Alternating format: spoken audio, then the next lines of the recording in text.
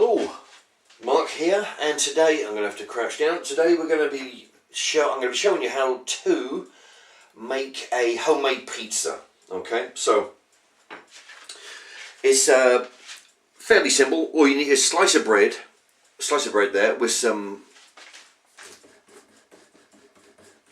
vegetable oil, just a little bit of vegetable oil. Spread that over both sides, top and bottom side, with a spoon. Put it in the oven for 2, 3, 4 minutes until it's dried in, until it's slightly baked.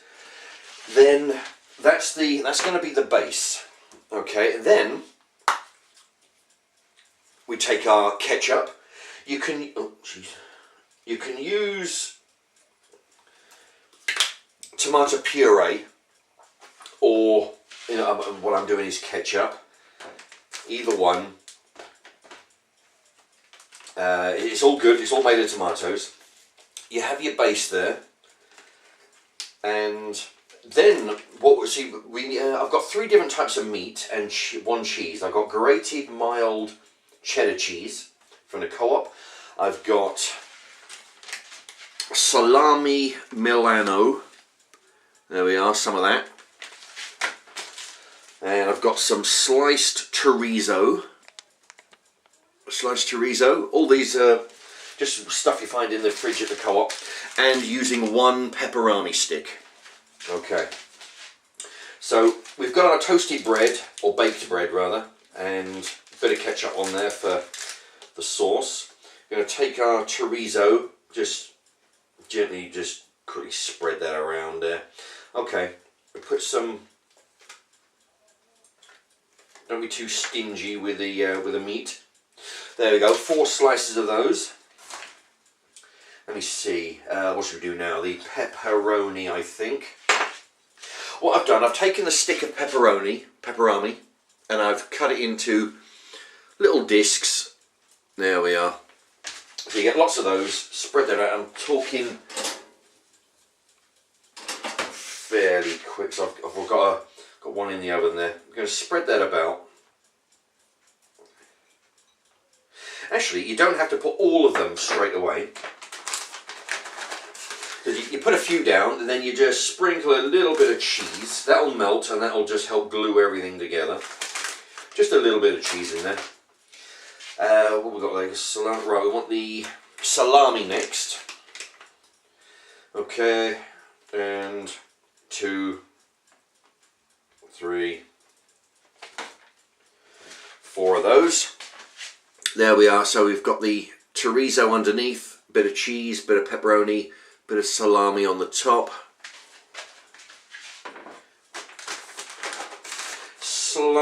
Just a little bit of cheese again, just to help glue it all down. And then we just add the last of the pepperoni. There should be approximately, half or just less than half left. Okay, so we put that, spread that about. Okay, so then you're left with something roughly looking like that. There we go. So we've got your 3 meats, a bit of cheese in between. And then the last thing is a bit more cheese. It may seem like a lot of cheese, but we're not putting a lot of cheese each time. Instead of one big heap of cheese on the top, we're putting a little bit of cheese underneath, a little bit of cheese in the middle, a little bit on top. So it's the same amount of cheese as you might otherwise put in, but it's just spread around a little bit more.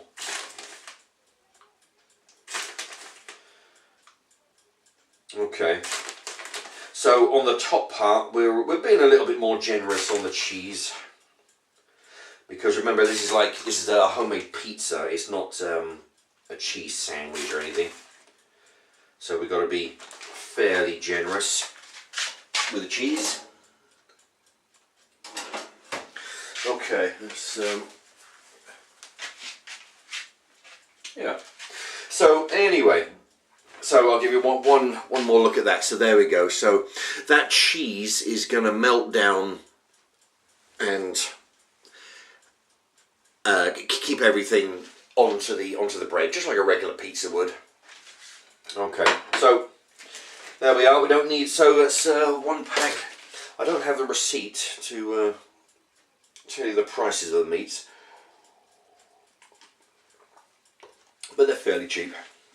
Okay, actually, while I'm before I just keep on go on there, what I'll do, if you write with any ideas or any useful comments, then what I do, I put them in my notebook here, and I've made a list of shout outs, a list of ideas. One example is, say, Dave Dump, he put a comment, he calls it Power Shandy, because he watched my video when I was doing something. Can't remember exactly what I was doing, but I was drinking Smirnoff Ice at the time as I was cooking, and he suggested mixing lager with Smirnoff Ice in a pint glass, half and half lager, half Smirnoff Ice, which is yeah, it's like a twist on a shandy, you know, only the shandy has got vodka in it. So shout out done to you. Anyway, so keep an eye out. I'll be giving that a go. Let me see. Craig Cargill commented. He watched one of my sausage and mash reviews, and it was one that I commented that the mash was a little bit drier than the other sausage and mashes that I'd been reviewing. Craig Cargill commented, couldn't you put a little bit of butter in the mash, which is a good idea, actually. I didn't think of that, but I think if it happens again, if I do get a dry mashed potato, I'll put some margarine or butter in there, give that a mix, and that probably will make it creamier, like he says. So thank you for your idea. And on regards to earlier's burger, homemade burgers, Mr. Krasker, his wife makes burgers with turkey and pork and beef. See, I made mine with pork and beef, but with bacon pieces. She substituted the bacon for turkey, which is interesting. Because I actually thought about making it with chicken instead of bacon. So you got chicken, beef, pork. But then I got to thinking, well, chicken takes a little, you know, you got to be real careful with chicken, and it takes a little bit different time to cook than the rest if you get it wrong, you know. But turkey's a good idea, and he is right that doing it in the oven makes for a juicier burger. I found that doing under the grill, getting blasted with heat from the top, it either, you know, it starts to curl up sometimes, and it dries it out. It does make it a harder burger. It dries all the moisture out. But baking them seems to work for me also, you know. So thank you to Mr. Krasker. I'll cross that one off. Okay. So let me see. Now I think it is time for the unveiling. Okay, so once again, where are we at now? Oh, blimey, we're just getting along with it. Okay, so this one's ready to go into the oven. Okay, so what we'll do,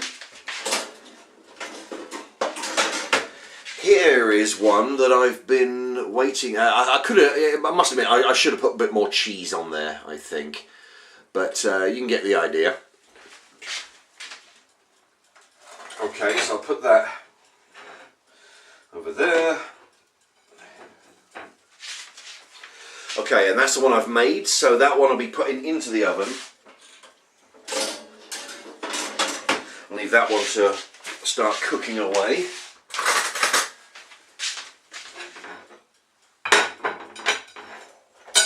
And yeah, this is actually my first attempt on this, so it's not the greatest one.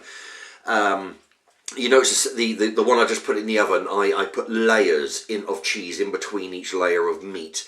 This one I didn't. I think I put cheese down, and you know, it's all over the place. That's my first attempt, but it's still going to be good, I'm sure. But I would have put more cheese on the top. So here we go. I'm going to dive into this.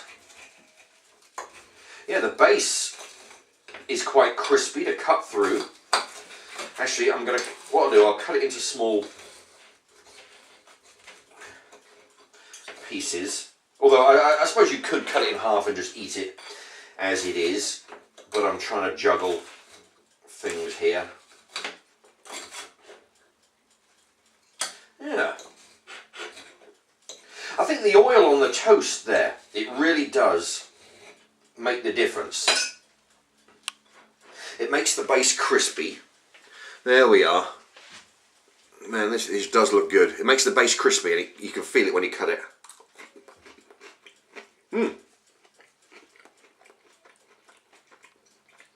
Very nice. I can taste the ketchup. Very good.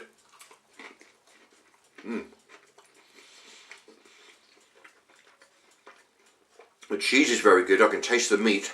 Yeah, I'll tell you what. It'd be interesting if I could find the receipt. I could work out exactly how much this cost. But I mean, because you're using pepperoni and salami and chorizo, they're not the cheapest cuts of meat you can buy. But if you get these from the butchers, you could probably buy less quantity, so you wouldn't have so much waste. And yeah, no, very good. Homemade, homemade pizza. This is the first time I've done this, and yeah, I think with the one I've got in the oven, I think I'll leave in there for longer. I'll let the cheese melt even more, and also having the cheese in between each layer is a very good idea.